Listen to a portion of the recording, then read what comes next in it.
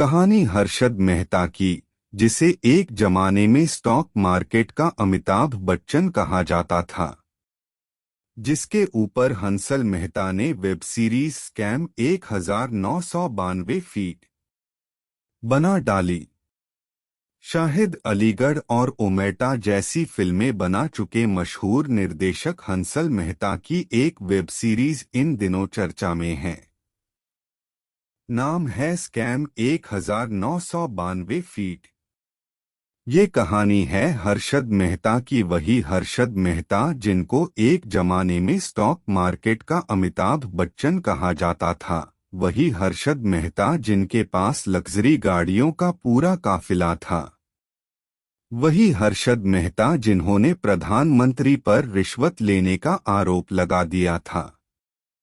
हर्षद मेहता की कहानी उस गुजराती लड़के की कहानी है जिसकी जेब तो खाली थी लेकिन आंखें सपनों से भरी थीं। सपना था दौलत की उस ऊंचाई को छूने का जहां अभी तक कोई पहुंच नहीं पाया था। तो चलिए आपको कहानी सुनाते हैं हर्षद मेहता की, जो कहलाता था स्टॉक मार्केट का बिग बुल। 1990 का दशक। 90 का दशक बड़े बदलावों के साथ शुरू हुआ था। 1991 में तत्कालीन वित्त मंत्री मनमोहन सिंह और प्रधानमंत्री पीवी नरसिम्हा राव ने एक बहुत बड़ा फैसला लिया था। ये फैसला था नई आर्थिक नीति लागू करने का, देश के दरवाजे दुनिया के लिए खोल देने का, निजीकरण और विदेशी निवेश को बढ़ावा देने का। कुल मिलाकर ये एक ऐसा दौर था जहां लोग पैसे को लेकर कंफ्यूज थे।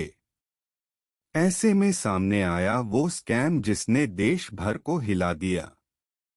1992 का ये घोटाला कितना बड़ा था, इसका अंदाजा इसी से लगाया जा सकता है कि इसके बाद शेयर बाजार के लिए सेबी नाम की नियामक संस्था बनाई गई। हर्षद मेहता।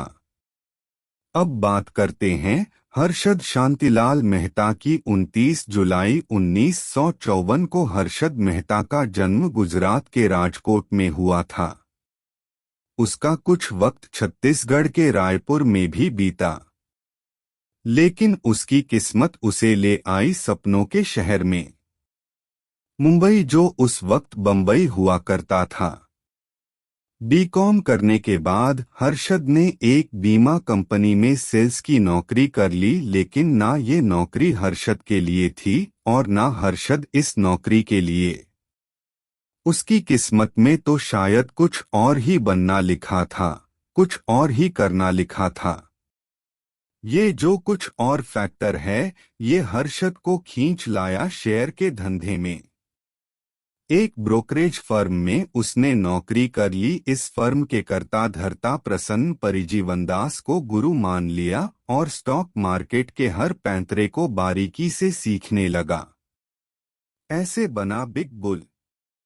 1984 में उसने खुद की कंपनी शुरू की और बॉम्बे स्टॉक एक्सचेंज की मेंबरशिप ले ली। 80 का दशक खत्म हो रहा था, लेकिन हर्षद का जलवा बढ़ता जा रहा था। 90 का दशक आते आते हर अखबार में हर्षद छाया हुआ था। हर मैगजीन में उसकी तस्वीरें छपा करती थीं और बड़े बड़े लोग उसके साथ मीटिंग के लिए तरसते थे। कहते हैं कि जब ऊपर वाला देता है तो छप्पर फाड़ कर देता है। हर्षद के साथ भी ऐसा ही हो रहा था। नए लोग उसके जैसा बनना चाहते थे, पुराने लोग उसका नाम इज्जत के साथ लेते थे और सब यही जानना चाहते थे कि हर्षद मेहता का राज क्या है। आखिर क्या था हर्षद मेहता का राज? हर्षद वो पारस पत्थर था कि जिस शेयर को छूता था वो सोने का हो जाता था। हर्षद की वैल्यू स्टॉक मार्केट में कोहिनूर से भी ज्यादा थी। लेकिन हर्षद मेहता का राज समझने के लिए समझना होगा उसके काम करने का तरीका। एसीसी के शेयर में जब उसने दिलचस्पी ली तो वो 200 रुपए का था, लेकिन थोड़े ही वक्त में इसी शेयर की कीमत 9,000 तक पहुंच गई। सोचिए वो कौन सा राज था जिसके खुलने पर देश का बैंकिंग सिस्टम हिल गया था। वो ऐसा क्या करता था कि शेयर बाजार के होश उड़ गए थे? और वो शख्स कौन था जिसने ये खुलासा किया था? पत्रकार ने किया पर्दाफाश। टाइम्स ऑफ इंडिया की पत्रकार सुचेता दलाल ने हर्षद का भांडा फोड़ा था। बाद में उन्होंने देबाशीष बासु के साथ मिलकर इस पूरे प्रकरण पर द स्कैम नाम की किताब भी लिखी थी। सुचेता बहुत वक्त से इस स्टोरी के तारों को खंगाल रही थीं, लेकिन उनको कामयाबी मिली 1992 में। उन्हें पता चला कि मेहता बैंक से 15 दिनों के लिए लोन लेता है और अगले 15 दिन में इस पैसे को वापस कर देता है। मजेदार बात यह है कि कोई बैंक 15 दिन के लिए लोन नहीं देता। यहाँ हर्षद की ट्रेनिंग काम आ रही थी, जो उसने शुरुआती दिनों में सीखी थी। उसकी बैंकिंग सिस्टम में अच्छी जान पहचान थी। बैंकों को जब कैश की जरूरत होती है, तब वो सरकारी बॉन्ड दूसरे बैंक के पास गिरवी रखकर पैसे लेते। लेकिन असलियत में बॉन्ड का लेन देन नहीं होता, बल्कि एक रसीद से काम चल जाता है। ये काम बिचौलियों के जरिए किया जाता है। हर्षद मेहता ने सिस्टम की इसी नब्ज को दबोच लिया था और इसके बाद उन्हें शेयर बाजार में पैसा लगाने के लिए रुपयों की कमी नहीं पड़ी। उन्होंने दोनों हाथों से इसी पैसे को बाजार में लगाया और करोड़ों का मुनाफा कमाया। ये रकम कितनी थी कोई ठीक से नहीं जानता, लेकिन जिस ठाट बाट के साथ हर्षद रहते थे और जिस अंदाज के साथ जीते थे, वो बहुत लोगों की आंखों में चुभने भी लगा था। कहते हैं कि बुरा वक्त बताकर नहीं आता। ऐसा ही कुछ हुआ हर्षद के साथ भी। शायद उसे इसकी कोई उम्मीद नहीं थी और ना ही उसने इस बुरे वक्त के लिए तैयारी की थी। लगातार बढ़ता जा रहा था शेयर बाजार। शेयर बाजार लगातार ऊंचाई छू रहा था और साथ ही हर्षद मेहता का जलवा भी बढ़ता जा रहा था। ये वो वक्त था जब देश की अर्थव्यवस्था बदलाव के दौर से गुजर रही थी। निजीकरण और विदेशी निवेश बढ़ रहा था। देश बदलाव की राह पर कदम बढ़ा चुका था। जब तक बाजार बढ़ता रहा, मेहता का जलवा भी बढ़ता रहा, लेकिन एक वो दिन आया जब शेयर बाजार धड़ाम हो गया। मेहता बैंकों को पैसा लौटा नहीं पाए और तब जाकर खुला ये हर्षद मेहता कांड। इस मामले के बाद न्यूयॉर्क टाइम्स में एक लेख छपा था जिसमें बिजनेस टुडे के लेखक देबाशीष बासु ने कहा था, समस्या मेहता नहीं है। ये भारतीय अर्थव्यवस्था के इतिहास का वो अनोखा वक्त है जब पुराने पन्नों को फाड़ा जा रहा है। ऐसे पलों में घोटालेबाज अपने खोल से बाहर निकल ही आते हैं। अर्श से फर्श पर।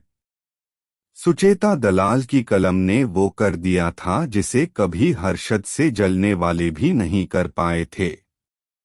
दलाल स्ट्रीट से लेकर संसद तक में इस घोटाले की चर्चा होने लगी थी। बात बढ़ी तो मामले की जांच के लिए संयुक्त संसदीय समिति बनाई गई। सीबीआई ने हर्षद के साथ उसके दोनों भाइयों अश्विन और सुधीर को भी गिरफ्तार कर लिया। 72 आपराधिक मामले और 600 से ज्यादा दीवानी मामले हर्षद के खिलाफ दर्ज हो चुके थे। इसके बाद वो हुआ जो देश के इतिहास में पहले कभी नहीं हुआ था। मेहता ने एक प्रेस कॉन्फ्रेंस में दावा किया कि उसने पीएम नरसिम्हा राव को 1 करोड़ की रिश्वत दी थी। कांग्रेस और राव ने आरोपों को नकार दिया। इसका कभी कोई सबूत भी नहीं मिला। लेकिन इस मामले ने नरसिम्हा राव की बहुत किरकिरी की, क्योंकि इसी दौरान उन पर अपनी सरकार बचाने के लिए जेएमएन सांसदों को रिश्वत देने के भी आरोप लगे थे। ऐसे डूबा मेहता का टाइटैनिक। जमानत मिलने के बाद मेहता ने फिर से अपना धंधा शुरू कर लिया था। एक के बाद एक केस में उसे जमानत मिल रही थी। ऐसा लगने लगा था कि दिन फिर से बदल जाएंगे।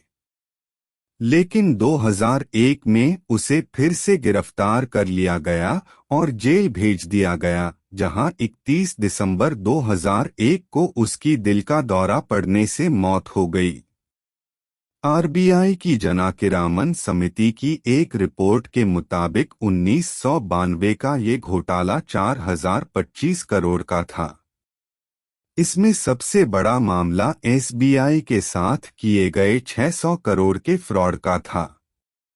कहते हैं कि जब वो कोर्ट में पेशी पर जाया करता था तब भीड़ उसके पक्ष में नारेबाजी करने के लिए जमा हो जाती थी। इस मामले का खुलासा करने वाली पत्रकार सुचेता को 2006 में पद्मश्री अवार्ड से भी नवाजा गया था। अपने ब्लॉग के एक लेख में सुजाता लिखती हैं, मेहता के साथ दिक्कत ये थी कि उसने कभी अपना फॉर्मूला नहीं बदला। वो इस बात को भांपने में नाकाम रहा कि उसका पुराना जादू अब इन्वेस्टर्स पर असर नहीं कर रहा है। वो हमेशा दिखावे की दुनिया में जीता था। एसबीआई कांड सामने आने के बाद उसने मुंबई चिड़ियाघर में भालू को मूंगफली खिलाते हुए एक फोटोशूट कराया था। इसके जरिए वो ये दिखाना चाहता था कि शेयर मार्केट हमेशा उसके इशारों पर चलेगा। दोस्तों, चैनल को लाइक, शेयर एंड सब्सक्राइब करना न भूले। धन्यवाद।